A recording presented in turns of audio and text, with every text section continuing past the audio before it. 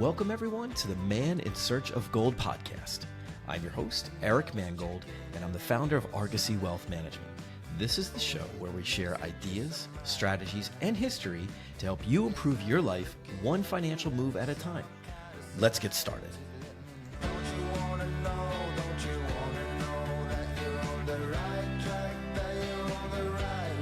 Okay, we are back. Episode 8, Man in Search of Gold podcast. Actually, episode 9. We are rolling along. Episode 9. Check that out.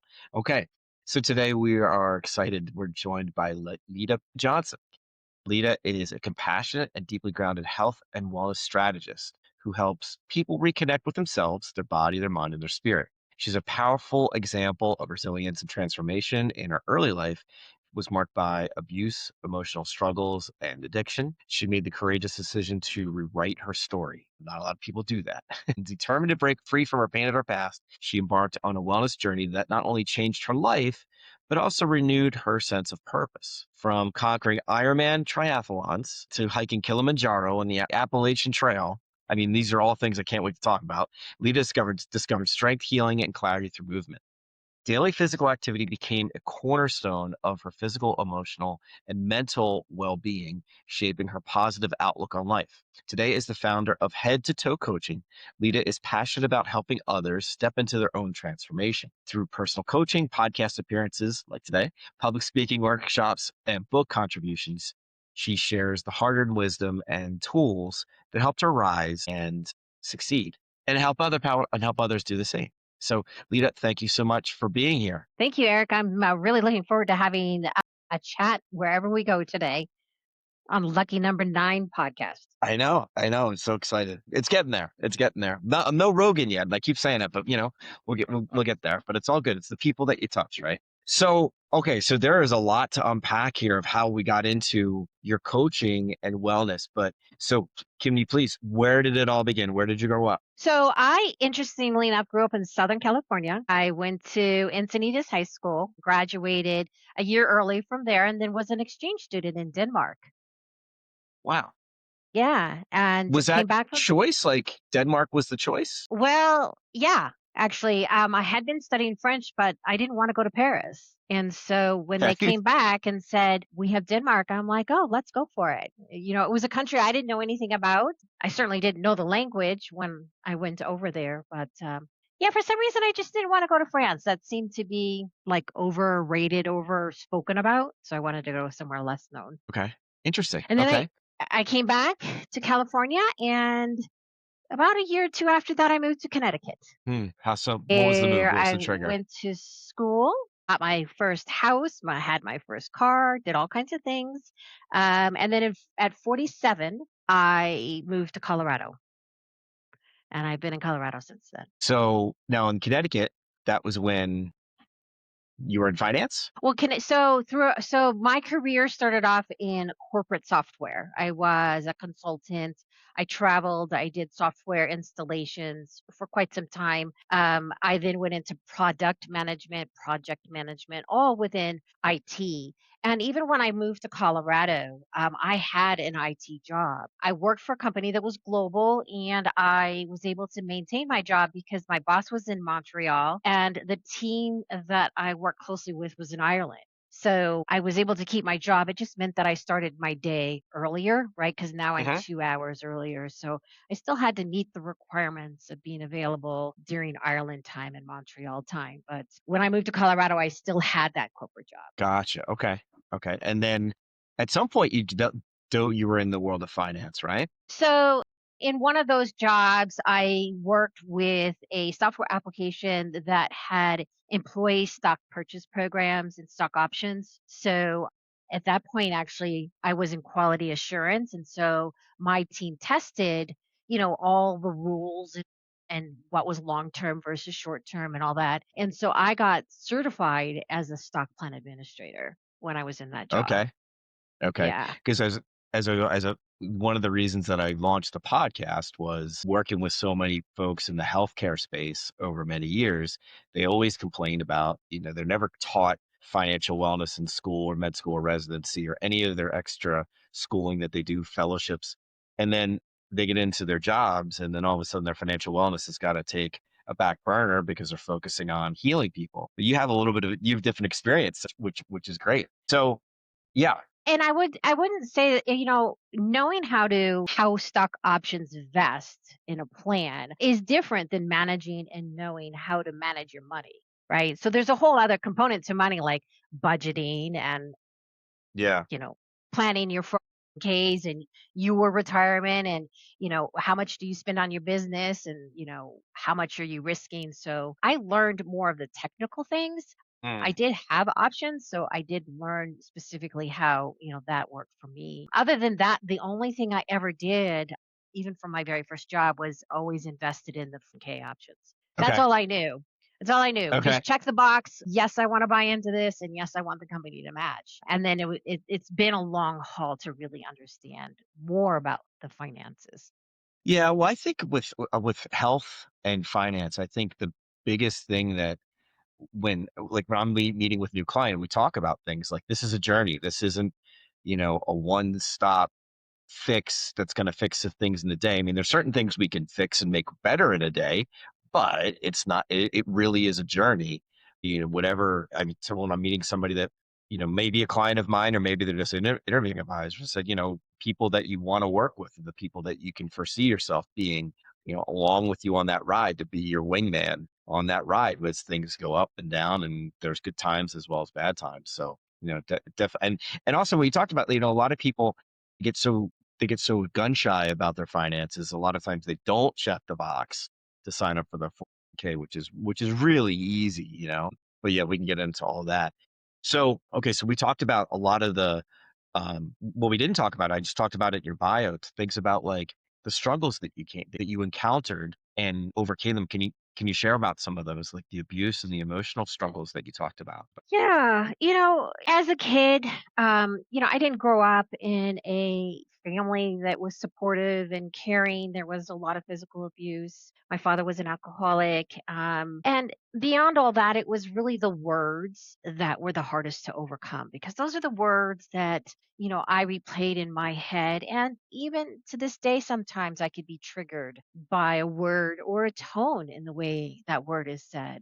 Mm. Although now I know what I need to do to just breathe and let that moment pass. But, as a child, you're stuck. You don't have any place to go. You don't have the finances. You don't have the knowledge. Keep in mind that I'm like 63 now. So when I was a child, it's different today. Teachers are educated on signs of child abuse. Yeah.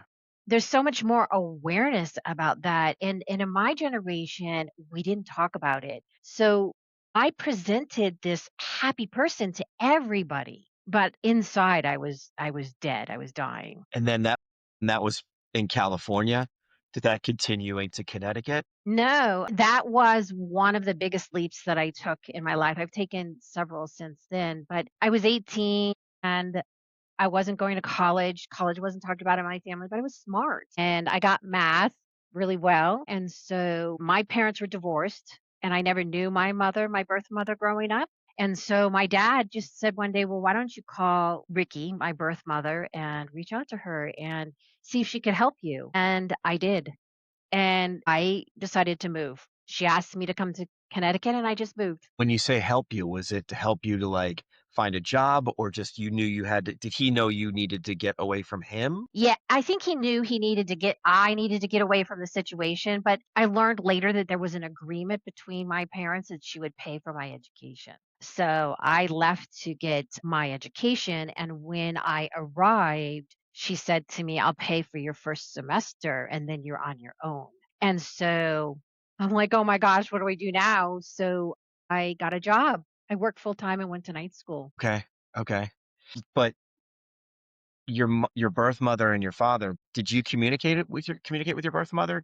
Not at all, right? No, not at all, because my stepmother was always sort of like, "She left you," and she did, and there were reasons why she left because she wasn't emotionally stable, and she always felt that a family was better than no family. So I didn't know her. I knew of her, and I was not a child that wanted to know my birth mother because I was always in survival mode anyway. Like, the thought of having another parent was like, no way. So I know a lot of children want to meet their birth who are adopted, for example, want to meet their birth parents, but I never had that aspiration to do it, Yeah, I can really. see why. Especially if your stepmom wasn't exactly like supportive of a relationship. No, no, and she always said that this is my son because my father and her had a son, so we heard all the time growing up, "This is my son, and those are your daughters." So there was Oh, always just a clear line. Yeah, it sucks. Yeah. yeah. I see. Yeah, and I could see if you heard somebody say that in the store, just like that you're my son type of thing. I could see how they could vault you back into like, oh, how do you I talk to cringe children like that? because children just wanna be loved, we wanna know Yeah, we're safe, and we wanna know that we're loved, and we can explore, and we can dream about all kinds of things. yeah. Okay, so you go to Connecticut, you meet your birth mother, and then do you feel like almost like the release at some point, or do you still think you're in fight or flight mode when you're in Connecticut? Well, sadly or interestingly, I'm not really sure, when I got in the car, I landed in LaGuardia, and we drove from New York to Connecticut to her house, and the hair went up on my arm because I didn't like her. She was not a nice person, and I thought, "Oh my gosh, I just jumped from one frying pan to another." Yeah. Uh, and I did, and it was horrible, and she was married and then got divorced, and there were a lot of things that happened, and in my journey now, I look at that and I am thankful because every experience that happened to me made me who I am, and it has given me a resilience and a strength and stories and compassion that I can share with others. That I think if I didn't have that experience, I wouldn't be who I am today, No for way. sure. Yeah, I mean that the old expression, the iron sharpens the iron type of thing. And then you can especially with your journey, you can help others understand like, hey, you know what? You think you've been going through a rough patch, I've gone through rough patches of my own, you know. I think it is kind of funny how life sometimes these was just saying that things are not happening to you, they're happening for you, so Yeah, and you grow through what you go through. yeah, definitely. And when I work with people who don't feel worthy, and often women don't feel worthy for a lot of reasons, I I can tell them that I believe in you and I know you're worthy Hmm. because it took one person in my life or one situation for the seed to be planted that I am worthy and I am worthy of being seen and I'm worthy of being heard. Who was that person in your life that helped plant that seed? Well, that was the Appalachian Trail experience, and it was a family who brought me into their home when I was on the trail, and I was treated like one of them, and I got to experience their family, and I thought, "Wow, there can be families out there." And they gave me more, and they didn't even know who I was. They offered me a bed and gave me food and was really nice to me, and they didn't even know who I was. They were just kind people. Okay, so you're on how many days are you on the trail before you meet this family? Yeah, so let me back up. So I Yeah. started the Appalachian Trail, just for those who may not know. It's a 100-mile footpath that runs from Georgia to Maine. And I had never hiked, I had never camped. I mean, I practiced in the backyard of my friend's house camping. I did a research paper to graduate from school, and I decided to do it on the Appalachian Trail. I had just read an article from the National Geographic magazine, and it interested me. And I decided to take it from a female's perspective because there weren't a lot of women who did endurance sports or hiked the Appalachian Trail. Year is this? 1988. Yeah. Oh, I just dated myself, but that's It's all good. It's all good. okay. But even more courageous because you're doing it then versus now when Yeah. everybody's doing Yeah. adventure sports back then. Yeah. What does that mean? Yeah. Yeah. So I was 26 at the time, or I turned 26. I was 25 when I started. And anyhow, I met these group of guys. I was with a woman. We were hiking and we were still down south. And I met a group of guys, and Mike was sort of one of the key guys in that group. And because I was starting later in the year, I did what's called flip flop. So I hiked from Georgia to Virginia. Then I left the trail, went up to Maine, and hiked from Maine to Virginia. So I'm still a through hiker because a through hiker means you did the entire trail in sort of one segment. But a flip flopper is somebody who comes out and then goes back to the top and comes back down to wherever they met in the What was middle. the catalyst of why you decided to do that? Just I better started working late for in the you? season. We started late in the season, and you need to be at Mount Katahdin by early October, and I wasn't gonna make it. So it was truly a time decision. And So I because it met would have these, gotten too cold for you? It would have yeah, gotten too cold if you go. Okay, yeah. gotcha. And I met these guys, and anyhow, I go up to Katahdin, and I'm on my way down, and I run into those guys again. And they're in New Hampshire, and I'm in New Hampshire. And he lived in New Hampshire. And so he invited me to come stay at his parents' house with Amazing. For him. how long? I was there for about a week. And when the guys hiked north, I kept hiking with them. We did a bunch of day hikes from where they were. So I spent about a week with them. And then they went and continued and finished the trail, headed north, and I headed south. And I was, let's say, about 250 miles from finishing the trail. And I was in a funk because I was pushing myself to finish by Thanksgiving. I had this idea in my head that I had to be off the trail. I had to be home by Thanksgiving. It's a really big, family day. And I call my friend Mike and he's like, Lida, you can't quit now. You're 250 miles, which is like nothing at that point. You can't quit now. And I'm like, I'm on the phone going, yeah, I can. And I'm kind of crying at the same time. And I'm like, but I'm not having fun anymore. I came out to have fun. I'm not having fun. And he's like, well, I'm in Virginia. I'm going to come meet you. And he drove 6 hours to meet me on the trail. And he said, slow it down, do your thing. You don't have to finish on anybody's timeline. Do your own thing. And I finished the trail on Thanksgiving Day. And I thought I would be super sad, but I was the opposite. I felt very liberated because so much of the journey had been on my own and I wanted just to reflect on the journey and myself and my family and my history and what I wanted going forward. So Mike yeah, just very added, Mike heard it in your voice and he said, okay, he's known you for a week and said, Lida needs a wingman or Lida needs, and I'm going to drive 6 hours to meet you and finish the trail with you. Yeah, he was visiting family who was sort of south in Virginia area somewhere, and he was like, "I'm gonna come see you."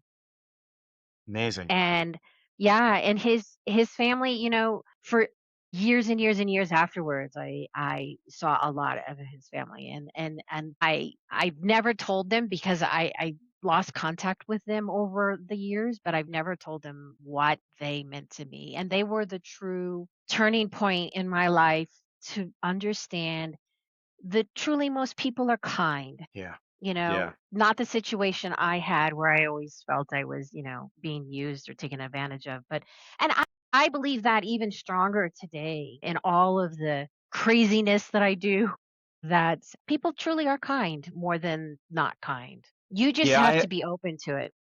I have a saying that I genuinely believe most people are kind and nice and I'll let them prove me wrong. I don't know if that's a great saying, but instead of saying, having the guard up. But the going back to Mike though, you have someone in your life, right, who you don't know all that well and look at the impact that he was able to make in just a short time and then to drop everything that he was doing and say, you know what? We're gonna go finish this thing together and make sure you get it, help you get over the finish line. Like, having, I use wingman, but having the wingman is amazing. Yeah. One of the other lessons that I've learned is that when you need something, it will present itself Mhm. in odd ways. Like I remember one day I was hiking and I'm like, I have no food, really. I didn't plan well. I was going slower than expected. I had one more night stay before I could get to a road to even get out and get groceries. And I was in my head all that day going, what am I going to do? And how am I going to get by? I don't have any food. And I walk into this shelter, which they're just lean tos. So they're, three-sided, open faced lean tos. And there were two cans of tuna fish in the lean to. And I was just like, "Oh my gosh," like, my prayers were answered, like, Yeah. why would these cans of random tuna fish be left in a shelter? Yeah. Yeah. It's funny how life works that way Yeah. sometimes. Okay. Appalachian Trail, amazing experience. Where do you go from there? Is that where you started getting into Ironmans and other races? Well, many years passed between that. When I came back, I was fit. I was carrying a 40, 50-pound pack and hiking up and down hills. And I came home, I got a job, established sort of a career for me, and I got into bicycling. And I was super active in Sound Cycle Bicycle Club in Connecticut. It was the largest cycling club at the time. And I just met more amazing people. We had group rides of all levels, we had social rides. And then from sort of the club rides, which never really passed much more than what's a metric century or 62 miles, we started branching off into 100-mile rides. And we would travel together doing that. And then I branched into doing double centuries in a day. So that's 200 miles on a bike in one day. And we did one in New Jersey that ran from High Point, New Jersey to Cape May. That's about 200 miles if you don't get lost. Hmm. Because we got lost one year, did 228 miles, and that might kill you. That extra 28 miles just might kill you. And so I found that I was really built for endurance. I wasn't a speedy person. I'm not a great hill climber. But once I could get through the hills, like I was built for stamina. And at mile 100, I started feeling better. Like I started just really getting into my groove. So my That's first your zone. it yeah, and the first double century we did, we hooked up with this group in New Jersey because it takes a lot of logistics, right? We're riding for 16 hours for the day, so we have a van that follows us, we have support. It takes a lot of logistics. So it was just 2 of us, and we met these guys in New Jersey. And this one guy, Frank, we went on a test ride together just to get to know each other.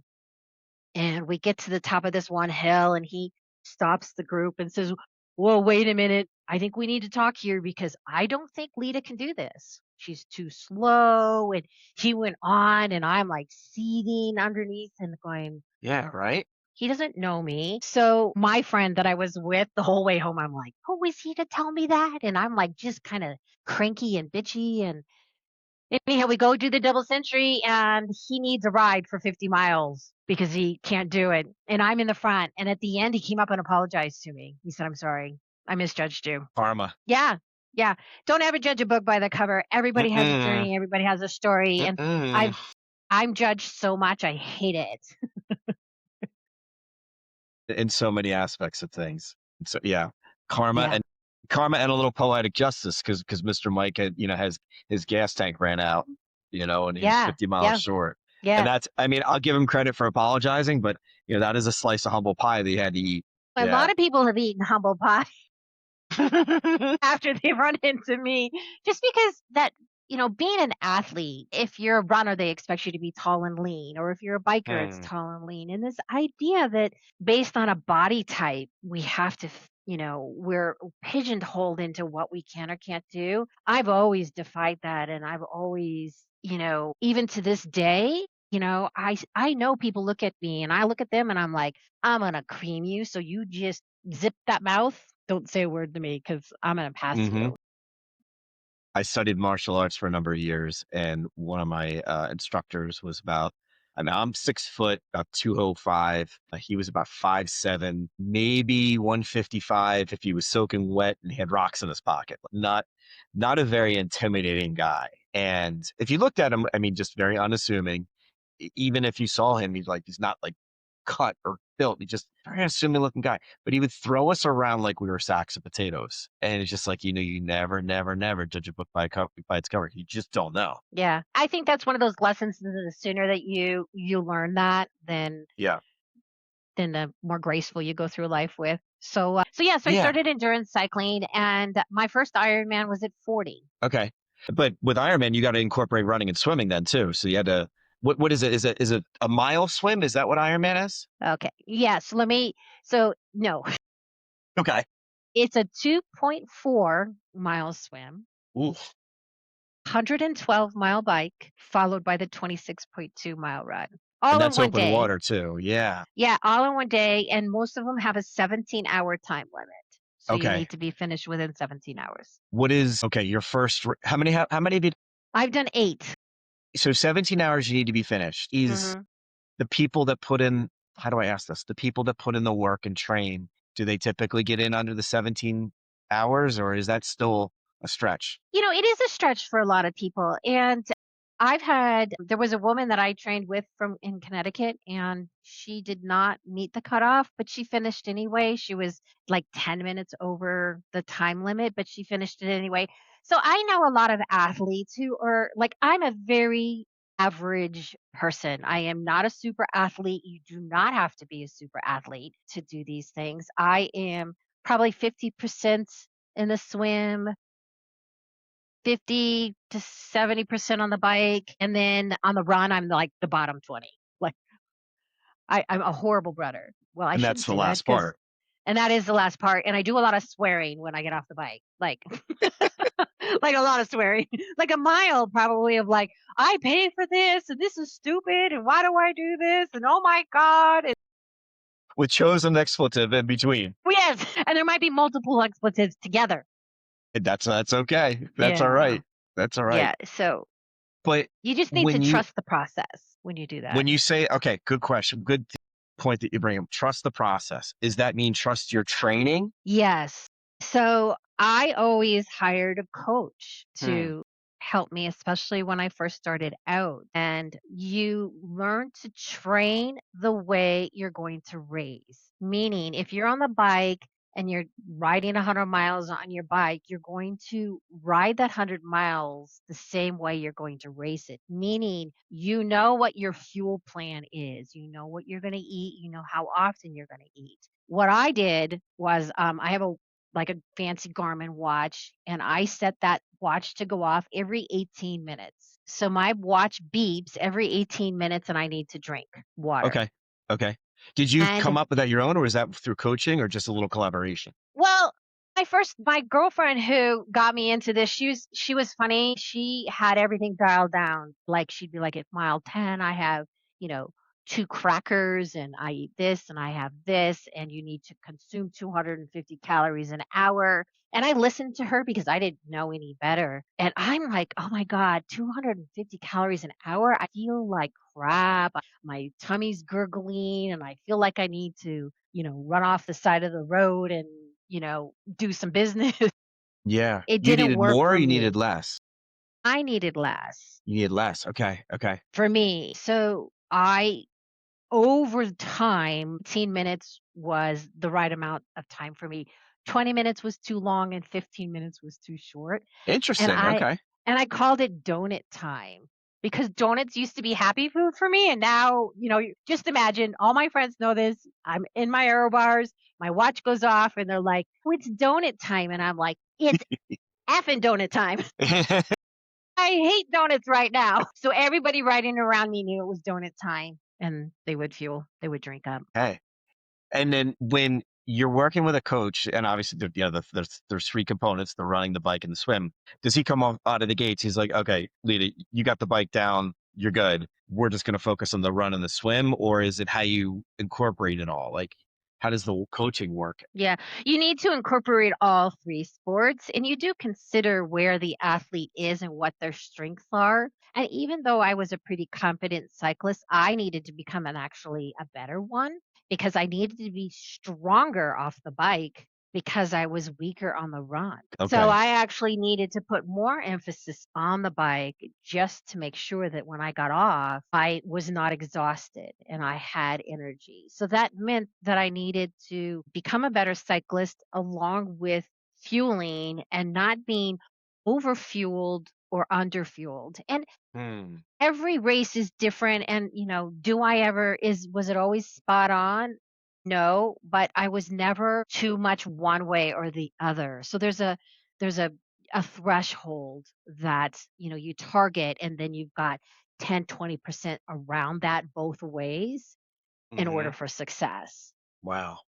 Because you So just don't know what's going to happen during the day, right? Even though in an Ironman, you know exactly the distances. You could look up the course, you know the course elevation, you know all those details. On race day, it could be hot, it could be windy, it could be cold, it could be rainy. Like you just never know what's going to happen. And that's part of the training too. is when you don't feel like going out there, like especially here in Colorado in the spring, it's ridiculously windy. Hmm. I get out on a bike ride and I want to throw my bike in a ditch because Mm-hmm. I'm literally going 6 miles an hour against the 20-mile-an-hour headwind and I am miserable. Mm-hmm. So not only is my tushy getting tough, but my mind is getting tough. Yeah, like the military guys say this. They say embrace the suck. Yeah, If it yeah. sucks, embrace it. But all of these experiences and coaching and races and finding some guardian angels, right? Like great experiences to lead. I mean, at some point you're like, you know what? I've amassed all of this knowledge and scar tissues. At what point did you say, okay, this is how I want to give it back to the world? I would inform my coaching. Like, how does that evolve? How did that evolve? Well, it didn't evolve. Well, it didn't dawn on me right away. Okay. Because I was single and I had a home and I felt such a heavy financial responsibility, doing something other than corporate career was almost out of the question because I Why did needed you the feel such a heavy financial responsibility? Were you supporting others? no, it was the risk. It was the risk of Mm. leaving unknown and not knowing if I could make money owning my own business. And so I stayed in corporate until I was 52, 53. And at that time I was married now. So I got married at 50. And so I was going into work every day and the environment was that today could be the day you're getting laid off. Gotcha. And I had a boss who said, "Oh, you're lucky to have a job." And I walked Mm. away going, "Well, he doesn't really know me now, does he?"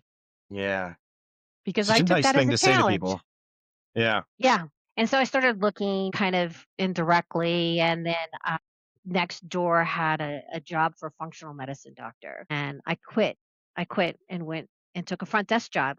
Half the pay, no benefits, totally turned my life upside down. That didn't work, sadly.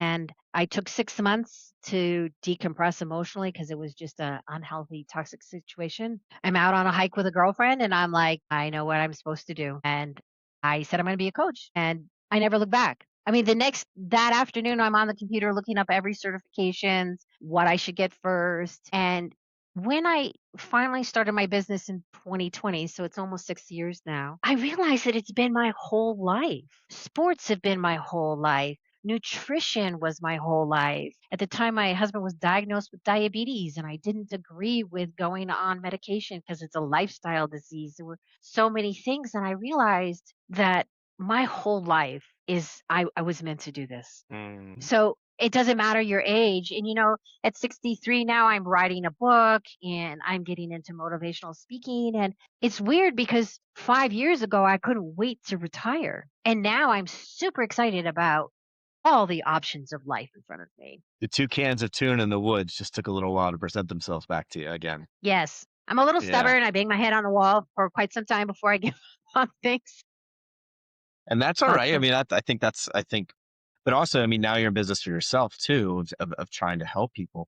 So, okay, so you touched on something. What certification do you get first was a question that you asked. What was the answer? I got the nutritionist certification first Okay. because people don't feel comfortable in their own skin. 75% of Americans are always on a diet. And Mm. I really wanted to understand food, not just carbs, protein, fat, but I've gone beyond and taken and read other books around food and how you pair food together to make things get the most vitamins out of food. So I went and I got that first. Um, then personal training was, of course, I have to have this. I mean, I in addition to cycling, I competed in CrossFit for a number of years. I grew up where I learned to lift. I have a pie in the sky dream of being a senior Olympic lifter. I love Olympic lifting. So personal training was next. And then I got a certification in pre-diabetes lifestyle because diabetes is a passion of mine. And I got other certifications, and then I tied it all together with a health coaching certification. And now I'm kind of looking into a life coaching certification. Sounds like you because got it already. It's almost like you could teach the certification class. yeah, and that's interesting because before I got my health coaching certification, people were advertising themselves as a health coach. And I really thought, well, I could call myself that because I'm a voracious reader, I'm always taking classes. Like I could do that. But there was a niggle in the back of my brain that said, you need to get certified. You need to go and you need to be taught all of the components. And so I did. And there are people out in this world who call themselves nutritionists or personal trainers that have never been certified, and I run into them all the time. So buyers need to beware. Yeah, for sure. I mean, it's also, I always look at the person, like I give the example of the physical trainer who's there someplace at the gym with their client, and the physical trainer is the most out of shape person. They're sitting down while their client's sitting there doing all the work. And it's almost like, you know, how's that motivating? Yeah, Like that was one of the things I was like, how I could never hire that person to help coach me. That's like, I need somebody to, give me a little extra motivation. What, yeah. what was on the nutrition component?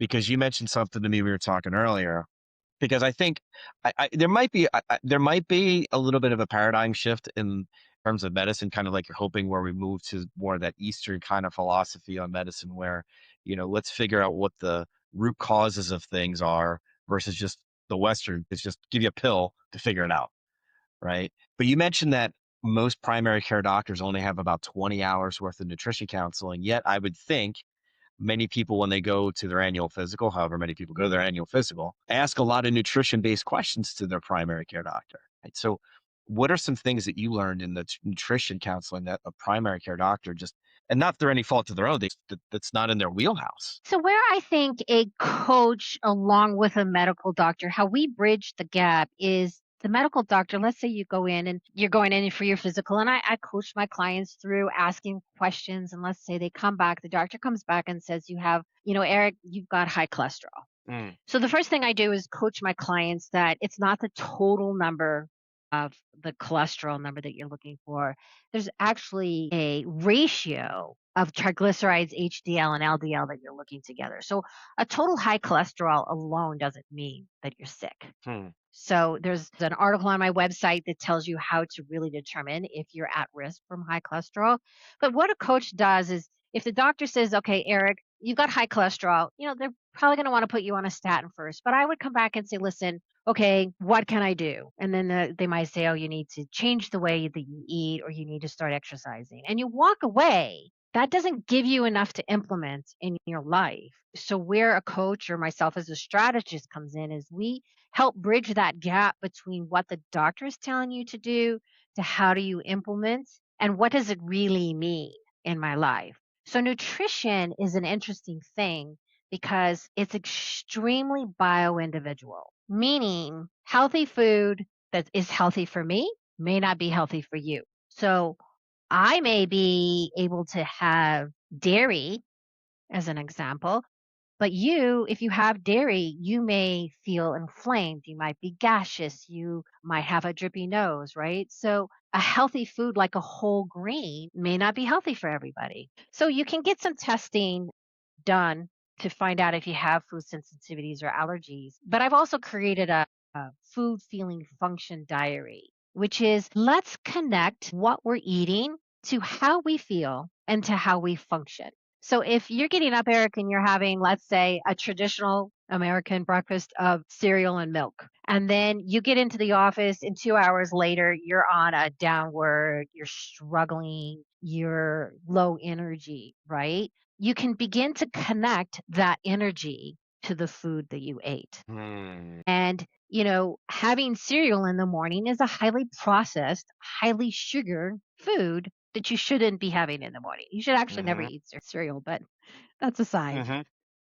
So when we begin to connect what we're eating to how we're feeling or functioning. So, for example, I had a client that I first started working with her, and by week 3, I'd be like, wow, you have a lot of headaches. And she said, I do. And I said, well, yeah, like 2 or 3 a week. And they were so common for her that she didn't even notice them anymore. And To live like that. Oh she, my God. Yeah, but people live like that. We just have what happens is our acceptance level, our tolerance of discomfort just becomes higher and higher and higher. So As we that age, right? We just well, as we is it age especially, but, even in our 30s and 40s, I look back and I'm like, "Oh my gosh, okay, I ate too much dairy because I had a lot of joint pain." I didn't know that dairy caused inflammation and joint pain for most people, and when I cut it out, it all went away. But I just accepted it as, "Well, I'm gonna have to live with this," and this was long before I really knew anything, but so in her case of the headaches, she was dehydrated and she ate too much sugar. And really bad she drank 1-2 punch. yeah, so she drank more water and she never gave up desserts, but she did limit it to the weekends.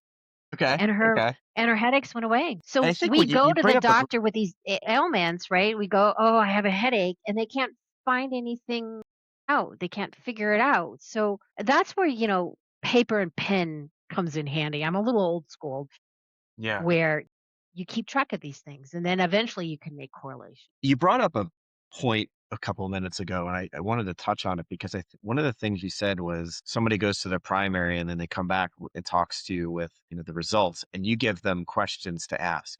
And I think in medicine, and I even what I do as well with helping people with their wealth building, what are the right questions to ask? And I remember, and this is going back on 20 years ago, when my dad was really sick and he was dying of cancer.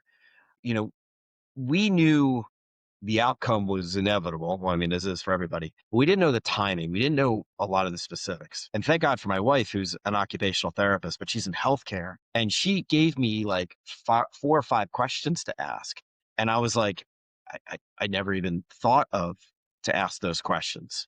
And when I asked the doctor those specific questions, he completely opened up and, gave us the news that we didn't want to hear, but need to hear. But after many months afterwards, and after I kind of was like processing it all, and my dad was gone. I remember thinking back to that point, saying to my wife, I'm like, if I didn't have you, like, who would where would I come up with these questions? Like, these questions are so vital. And I think like what you're talking about, like, what are the right questions to ask to help that people can ask to find what's going to make them feel better? Yeah, and I don't think that it's a specific set of questions because every Sure. situation is different. And I'm sorry to hear about the loss of your dad because that's pretty impactful. I think what happens is we need to change our mindset about how we think about health and how we talk about health. And by that I mean first we need to change our mindset about like my mindset about how I talk about my own health because often Mm, we're ashamed of how we got here. I can't wear a bathing suit because I'm too fat. I can't believe I got this fat. mm, Or I used to be in shape and I used to be able to ride my bike at, 20 miles an hour and now I'm lucky if I could ride at 10. We constantly degrade ourselves and we're ashamed of where we are. So we're not comfortable talking about our health. And mm. often then we're not comfortable sharing our health with other people, especially the ones that we love, because we want to protect them. We don't want them to have pain. Yeah. And then because of all of that, we don't talk to our doctors. We don't Mm, do a full disclosure to our doctors. Like my husband, the doctor would ask him a question and he would give the best answer. So he would take a small portion of his life that's the best answer to that and forget mm. the rest of it. And I'm like, well, what about this? And then my husband's like, you can't come with me to the doctor anymore and I'm like, hey, the doctor he can't deal with, he's only dealing with what you tell him. So we don't often associate other symptoms to the problem, right? Because Mm. often, like I might go in for knee discomfort, but I really have a hip problem. So the doctor, when you go in, and trust me, I've been to orthopedics, I've had a knee replacement, and he goes, and this was before I know more than I know now, but he looks at my knee. Well, knowing now, I'm like, my hips were imbalanced. So even the orthopedic, you go in for a knee problem, he's looking at your knee. He's not looking at your hips. He's not looking at your feet, right?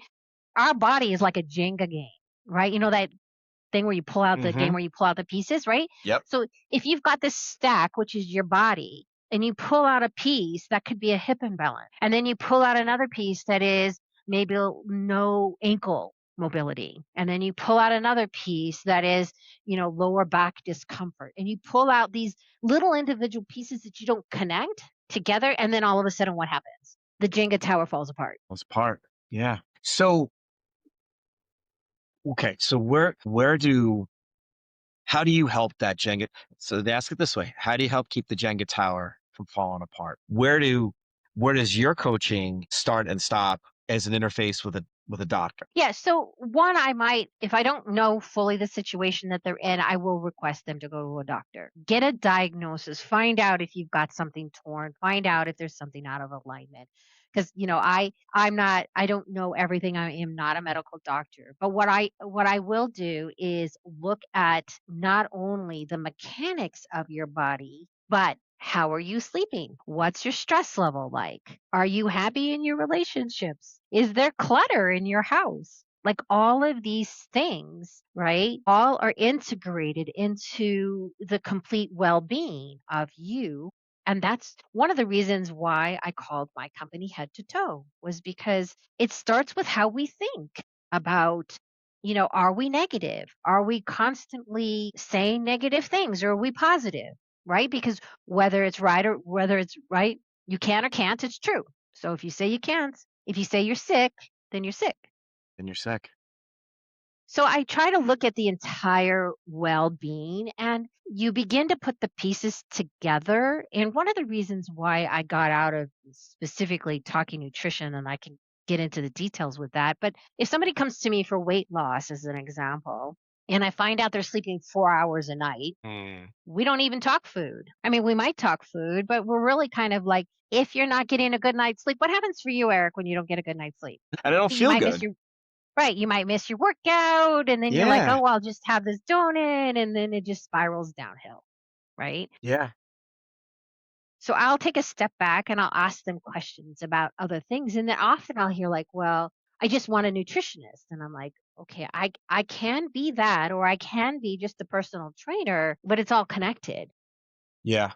Yeah. But you have what's great about your coaching program though is that you have all those different arrows in your quiver that you can use should you need it. I mean, it makes a lot of sense, right? Like attack what's really the root cause of the problem versus, Yeah. if somebody wants to talk about their diet, but like you said, they're getting 4 hours of sleep a night, like, we can get there. Well, let's talk about the bigger problem first.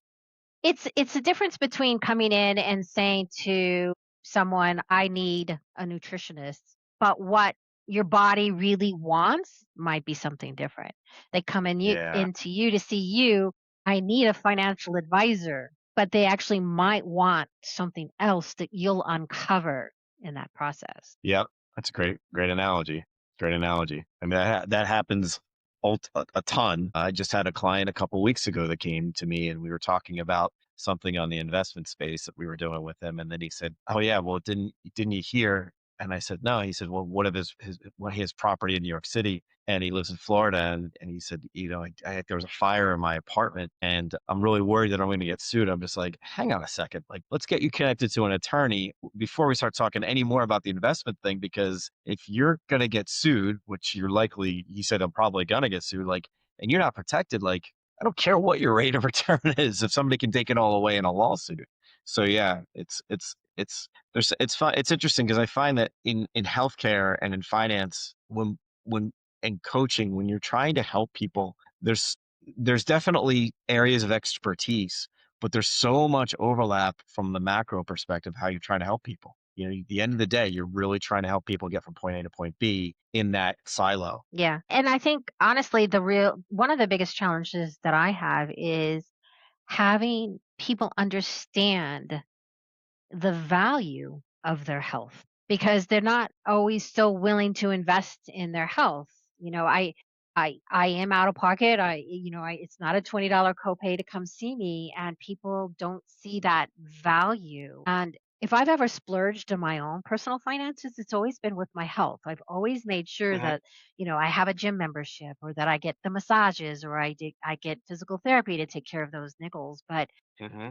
People aren't so willing to spend the money. And, I've created this collaborative, this well-being collaborative. It's a local medical doctor, a coach group that I've been creating. And we've been talking a lot about health span versus lifespan, right? So Mm-hmm. we are living longer, but health is worse. Mm-hmm. And so how do we have conversations with folks so that they do understand that investing in their health at 30, 40, 50 is going to pay off in dividends beyond calculation at 70 and 80 or 60, 70, 80. The people that I worry about the most are clients that are getting ready to retire. And I say, okay, it's now Tuesday at 10:30.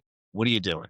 The people that I worry about the most are the ones that I say, we'll figure it out. And I say to them, like, okay, like, you're going to either be back to work in 6 months or you're going to be miserable and depressed in 6 months because they don't have that plan. I've got clients, and the husband was I always say this name wrong, sommelier, the wine expert, Yeah, sommelier. sommelier. Yeah, I always butcher that pronunciation. But they've got a pickleball club. They do they're in a shooting club. They're in a golf club. Do once a week they get together with friends and someone makes a meal and then he'll pair the wine and talk about the wine with it. They're so busy, right? Like they're so busy, and they're in their early 80s. And like when I'm talking to them about, how they're coming along with their expenses and the things of that nature, and they're like, I just listen to their experiences and they're traveling, seeing their grandkids. I'm like, they couldn't be happier. But it's those people that, don't realize that your retirement might last 35 years. If you're 65, 30, 25, 20, 25, 35 years, and they don't have a plan, and those people I do worry about them. I even say that I'm like a little worried about you because I'm worried you're gonna go nuts. And not only that, but research absolutely shows us that people with social circles, interests, activities just live longer. A couple years Yeah. ago, I read an awesome book. If you haven't read it, it's like How to Die with Zero.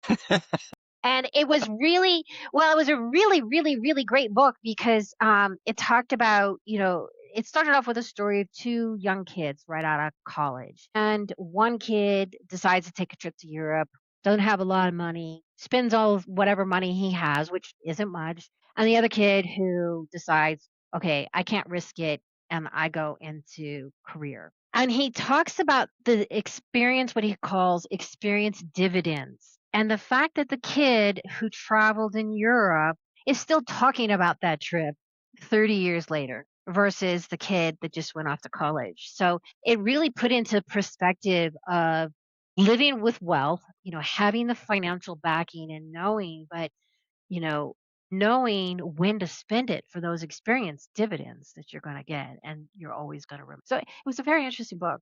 So I'm laughing because there's two things you said, how to die with zero. So when I'm talking to clients about like their legacy when they're retired and, when they're no longer on the planet, what do they want their legacy to be? Do they want their kids to inherit vast sums, or do they want the last check in this world to be made out to the undertaker and have it bounce? And it's all shapes and sizes. But then you also you talk about the experiences, and I think the experiences are so vital because I think that's what keeps you alive, and talking about those things and realize, okay, like there's so much more, there's so many more fun, there's fun out there and great experiences out there. So what's the first thing people do when they come through your door or come through your virtual door if it's a virtual meeting? First thing we'll do is we'll have a long conversation about what is on your mind. Hmm. I create a safe place. I'll listen and we just talk. And I'm not a fit for everybody. And I have actually made recommendations that people go do other things or see other people. So it's really important that you connect with your coach or your strategist, whether it's a business coach or whatever, because especially in health coaching, I mean, we're talking about everything. We're talking about relationships and intimacy and finances sometimes. Like we talk about it all. So you have to trust and like the person. And so we have a conversation. And then I will set up a plan. And as a matter of fact, I had a conversation last night with a woman who's looking for personal training accountability. And we talked about what she wanted and what was in her budget. And we came up with a plan that was a mix of one on one coaching because she's local and a remote plan. and that I then provide her accountability. So I listen to where you're at and what your needs are, and then we come up with a plan. And do you work with women as well as men? I work with all people. I have a 79-year-old um, gentleman client that I just adore. We do a lot of stability and fitness with him, and Mm. I work with a lot of women and men. I just trained a guy to go. He's doing his first half marathon over the weekend. He's super excited. I have worked with women who've lost 45 pounds and kept it off. And I have coached a young woman to do her first Ironman. So I like the athlete, especially the athlete or the person who really doesn't think they can do it, right? They've Yeah. either tried and failed or they just don't have the confidence. But because I believe with all my heart that they can, I want that person because it means more to me that somebody cross the finish line on a 5K and be like, that was the best thing ever compared to somebody who wants to shave a minute off their time. Yep. I Yep. don't really care about that. That doesn't matter to Right. me. I understand. I understand that perspective. Over the course of now, you did have some experience with finance, with stock purchase plans. Did you have a financial wingman that you could say, "Hey, listen, I'm thinking about, launching my own business, or, I'd really like to know about what kind of financials I need." And then as soon as the coaching program took off, you've been almost 6 years now. Is it like, okay, do you have that financial wingman to say, okay, this is how much we spend on the business, this is how much we put away for retirement? Do you have that person? Have you had that person, or do you do it on your own? We do. We're very fortunate. She's been in our life for 10 years now. Nice. At a minimum, we do annual reviews, and now we're getting into really more strategy around retirement or collecting Social Security, and doing some modeling. So I'm very fortunate to have somebody that now has become a friend as Yeah. much as a certified financial advisor for us.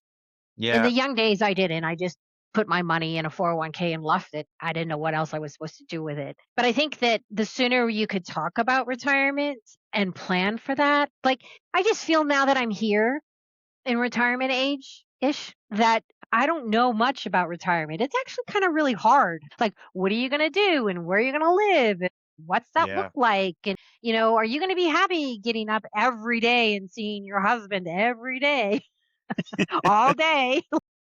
Wow. Yeah. Yeah. It's and that that those are some of the, for me as well, some of the best relationships I have with clients turn into friendships. And then because and it's also like I had clients who retired in September, and the husband had already retired, but the wife was going to retire, and she was a very high level executive at a publication company. She's like the head of the marketing group there, and she was really really nervous about retiring, and because so much of her identity was her work. And we really talked a lot about that because there was so much more that she was interested in besides what she did at her old company. And a lot of the conversations when we talked about the retirement plan, which was, all we really had to do was push a button to execute on it. But it was really the mental aspect of, okay, you're waking up, it's Tuesday, but it's really Saturday because when you retire, every day's Saturday. Yeah. So that component of it is interesting. Yeah.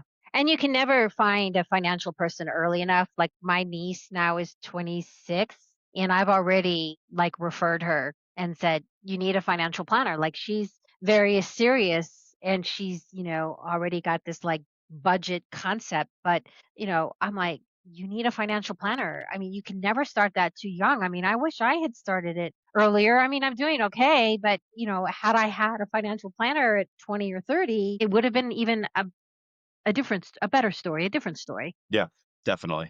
Definitely. Now, where can people find you? So everyone can find me on my website.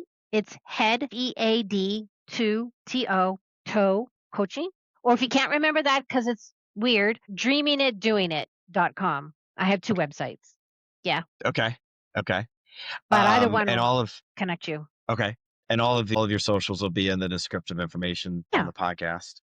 But And you can connect, schedule a call with me. And I do want to share that from our initial conversation, I have come up with a workshop for your listeners and for other Ooh, people. ooh. So on January 7th, Hold I'm on, going to have a I'm gonna write this workshop. down. Okay, Jan 7. Okay. It's going to be called the Circle of Health. And really what it is a circle where you've got things like creativity, finances, and career, education, health, and you connect the dots to see where you're feeling today on your health, because it's more than just nutrition and fitness. And then that will help guide you to what you need to focus on in That your is life. awesome. It'll be on my website too. Both of Uh, them on both the websites? yeah, they link. So yes. They link. Okay. Okay. So we'll check, Yeah. we'll direct people there. Awesome. January 7th. I mean, what's today? The 2nd? It's only a month away. I know. It's crazy. It's the end of the year, isn't it? Uh-huh. Yeah. It definitely is. Yeah. So Lida, thank you so much for being here Thank and sharing you. your stories. Yeah, I look forward to the workshop on January 7th. Um, but any parting comments, anything you want to add that we didn't talk about? I would say just start. Just start, whether it's with your finances, having that conversation. I had a client that was underwater and she didn't want to have a conversation with a financial planner, but I'm like, you need to have it. So whether it's your financial planning, whether it's your health, whether it's an education, physical movement, just start. Take one small action today. Awesome. Thank you again. And everyone, Thank this you. is my pleasure. We're going to be up on Spotify and YouTube in a few weeks. Well, every show's on both Spotify and YouTube after we get through the editing process. But also remember, when it comes to your finances, the time to have the map is before you enter the woods. So that's Man in Search of Gold signing off today. And thank you, everybody, for being here.